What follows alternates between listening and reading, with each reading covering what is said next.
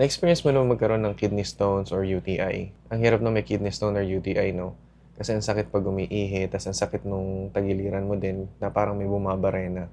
Tapos hindi lang yun, ang dami pang bawal kainin. Bawal maalat, bawal matamis, bawal mag-soft drinks. Basically, lahat ng masarap bawal sa'yo. Nakaka-frustrate, di ba? Sobrang hirap din lalo na kung may trabaho ka. Yung mayat maya ka nagpapaalam para mag-CR.